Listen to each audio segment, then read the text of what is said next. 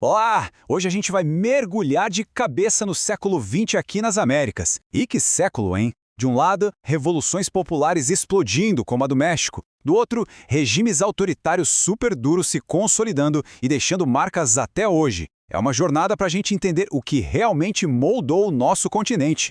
Para a gente entender essa história toda, que é bem complexa, nós dividimos a nossa conversa em 5 partes. Vamos começar com as grandes transformações. Depois, falamos das novas ideias e líderes que surgiram. Daí, a gente olha para a sombra do gigante, os Estados Unidos, o que nos leva direto para o tempo dos generais. E, para fechar, vamos ver os conflitos e as alianças que se formaram por aqui. Então vamos lá. Começando pelo começo do século XX. Pensa só, aquelas estruturas de poder antigonas, que vinham lá da época colonial, começaram a balançar, a ruir mesmo. E aí, nesse vácuo, abriu-se espaço para tudo. Revoluções, golpes e um monte de movimentos que chegaram para chutar o balde e desafiar a ordem que estava aí. Olha, e aqui está um ponto que é fundamental para a gente entender o século todo. A independência política chegou, mas e a econômica? Não rolou uma mudança de chave logo de cara. O continente continuou fazendo de sempre exportar matéria-prima. E o poder? Bom, esse ficou concentrado nas mãos de uma elite pequena, dona das terras. O resultado disso? Um caldeirão de tensões sociais pronto para explodir. Isso gerou uma instabilidade política que parecia não ter fim. E com essa instabilidade toda, nesse vácuo de poder, quem aparece? O caudilho. Sabe aquela figura do homem forte, carismático, autoritário, que chega para botar ordem na casa, mas na base da força pessoal, né? Ele basicamente tomava o lugar que deveria ser das instituições, do Estado. Bom, e essa insatisfação toda, é claro, não ia ficar quieta para sempre. Uma hora, a panela de pressão explode, né? Agora, a gente vai ver exatamente como esse descontentamento virou ação, virou revolução e abriu as portas para uma nova leva de líderes super carismáticos que chegaram prometendo dar voz ao povo.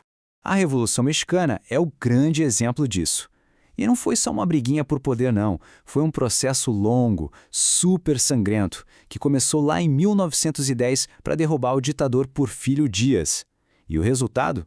Em 1917, eles criaram uma das constituições mais avançadas do mundo para aquela época, garantindo direitos sociais e trabalhistas que ninguém nem sonhava antes. E foi nesse clima de revolução que um jeito novo de fazer política se espalhou por toda a América Latina: o populismo.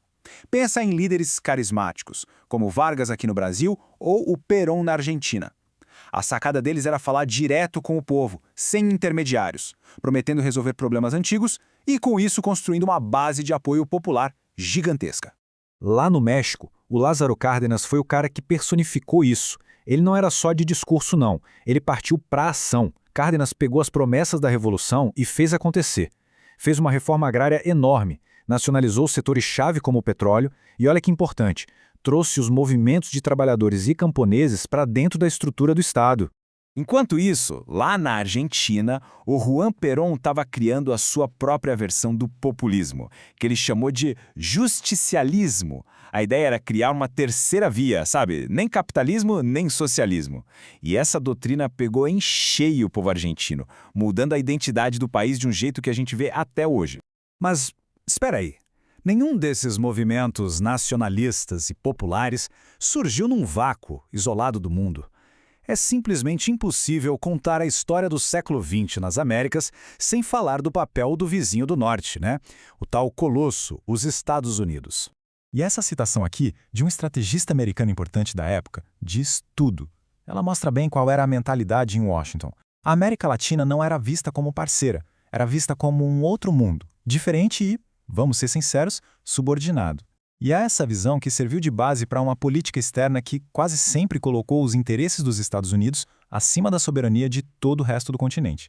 A base de tudo isso foi a tal doutrina Monroe. O lema era bonitinho: a América para os americanos. Só que na prática isso virou a América para os norte-americanos. Washington usou essa doutrina não para criar uma parceria, mas para deixar claro quem mandava, transformando o continente no seu quintal, na sua zona de influência. E essa dominação teve duas caras bem diferentes. Primeiro, veio a política do Big Stick, ou seja, do grande porrete. Era intervenção militar na veia, sem disfarce. Depois, a coisa ficou mais sutil com a política da boa vizinhança. Trocaram soldados pela influência econômica e diplomática. A tática mudou, mas o objetivo de manter a hegemonia, esse continuou o mesmo. Aí vem a virada de chave. Depois da Segunda Guerra Mundial, tudo, absolutamente tudo nessa relação passou a ser visto pela lente da Guerra Fria. Para Washington, só uma coisa importava: garantir que todos os países daqui de baixo ficassem do lado capitalista. E isso a qualquer custo. E essa obsessão anticomunista, somada a todas as tensões que já existiam aqui dentro, acabou jogando grande parte do continente num dos seus capítulos mais sombrios e repressivos. Chegou a hora de falar do tempo dos generais. Dá uma olhada nesse gráfico, ele mostra o tamanho da tragédia de um jeito que choca. Foi uma verdadeira onda autoritária que varreu a América do Sul, especialmente ali nas décadas de 60 e 70, foi um golpe militar atrás do outro, derrubando democracias por toda parte. E qual era a desculpa, a justificativa para tomar o poder? Era sempre um discurso de salvação nacional. Eles diziam que estavam salvando o país do caos, da ameaça comunista, da corrupção. Se apresentavam como os únicos que podiam botar ordem na casa. E aqui temos dois dos casos mais brutais. No Chile, a ditadura do Pinochet, que foi super longa e personalista. E na Argentina, a junta militar, que implementou um verdadeiro terrorismo de Estado, resultando em milhares e milhares de mortos e desaparecidos. Para fechar nossa análise, vamos dar uma olhada em como os próprios países das Américas se relacionaram entre si.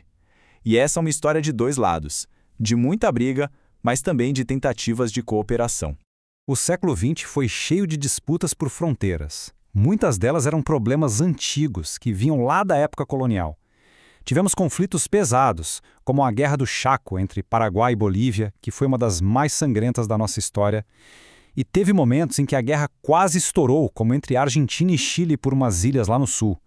Isso mostra como essas tensões podiam sair do controle rapidinho. Mas ao mesmo tempo em que rolavam essas tretas, também existia um outro movimento na direção contrária. Uma busca por integração, por resolver os problemas em conjunto. Isso ficou mais forte, principalmente, no finalzinho do século. E o maior exemplo disso foi a criação do Mercosul, lá em 1991. A ideia do bloco não era só facilitar o comércio, não. Era também um jeito de fortalecer as democracias da região e criar um ambiente de cooperação, para que o Cone Sul tivesse mais força no cenário mundial. Então, para a gente fechar o raciocínio, o século XX nas Américas foi basicamente um grande cabo de guerra. De um lado, as velhas oligarquias, do outro, os novos populistas. De um lado, a soberania nacional, do outro, a influência estrangeira. E, claro, a luta eterna entre democracia e autoritarismo. Foi essa disputa que definiu o continente que a gente tem hoje. E tudo isso nos leva a uma pergunta final para a gente pensar. Depois de um século com tantas evoluções, tantas ditaduras, como é que os ecos desse passado tão agitado continuam ressoando hoje? As promessas que foram feitas, as feridas que nunca fecharam, de que forma tudo isso ainda define os desafios que as Américas enfrentam agora e no futuro?